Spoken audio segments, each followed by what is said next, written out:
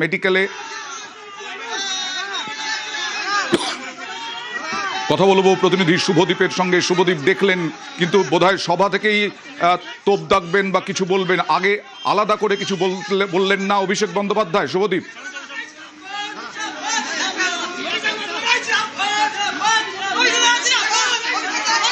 গোঘাটে তৃণমূল সাংসদ আক্রান্ত, হেলিপ্যাড থেকেই সরাসরি আরামবাগ মেডিকেলে গিয়েছিলেন মিতালি বাগকে দেখতে।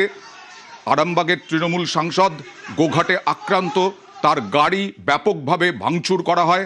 অভিযোগ তৃণমূল সাংসদের বিজেপির দিকে, যদিও বিজেপি উড়িয়ে দিয়েছে সেই অভিযোগ। এখন দেখার যে পরবর্তী যে সভা, সেই সভা থেকে এ নিয়ে কি বলেন অভিষেক বন্দ্যোপাধ্যায়।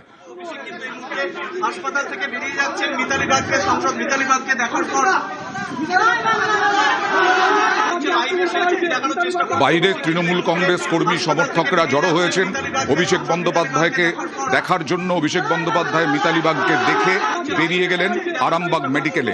আর মিতালি বাগের গাড়ি ভাঙচুরের আগে গোঘাটের বর্মা উত্তপ্ত হয়ে উঠেছিল। আপনারা আবার দেখাবো আপনাদের কিভাবে উত্তপ্ত হয়ে উঠেছিল।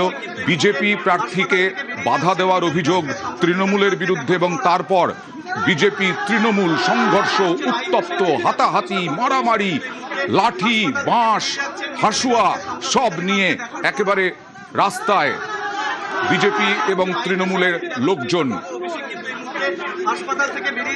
তারপরেই রাস্তায় দাঁড় করিয়ে গাড়ি ভাঙচুর, বিজেপির বিরুদ্ধে অভিযোগ। মিতালি বাগকে যথেষ্ট আতঙ্ক তার চোখে মুখে দেখা গিয়েছে। তারপরে তার ড্রাইভার, যিনি চালক, তার গাড়ির সেই গাড়ির চালককেও আতঙ্কিত দেখলাম আমরা। পরবর্তীকালে আহত অবস্থায় ভর্তি করা হয়েছে আরামবাগ মেডিকেলে। ঠিক সেই মুহূর্তের ছবি যখন ভাঙচুর চালানো হচ্ছে আরামবাগের সাংসদ মিতালি বাগের গাড়িতে।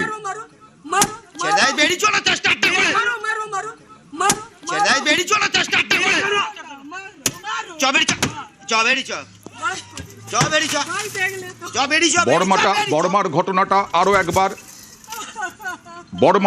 আরো একবার গোঘাটের বর্মাতে এর আগে এইরকম ভাবেই উত্তপ্ত হয়ে উঠেছিল।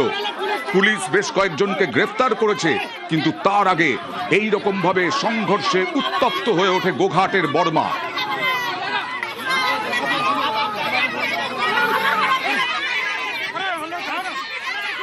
বিজেপি আমার গ্রামে ঢুকছিল এবং ওখানে ঢুকছিল, ওরা প্রত্যেকটা গাড়িতে লোহার রড, বাস, বম এইসব নিয়ে আমার গ্রামে ফাটাতে ঢুকছিল। আমার নিজস্ব মাথা ফাটিয়েছে। পারমিশন মুক্ত একটা প্রচার, আমরা নির্দিষ্ট রুটে প্রচার করছি। আমাদের ছেলেরা যখন বড়মা গ্রামে ঢুকে একবারে হামলা করে, 7 থেকে 8টা 4 চাকাকে একবারে ভেঙে চুরমার করে দিয়েছে। এটাকে আমাদের অধিকার নয়, নির্বাচনে কি আমরা প্রচার করতে পারিনি। এই গোঘাটের ওসি উনি তৃণমূলের তাবেদারি করছে। সঞ্জয় খানের এবং সমস্ত হামলাকারীদের অ্যারেস্ট করে জেলের ভিতরে রেখে নিরপেক্ষ গোঘাটে ভোট করতে হবে।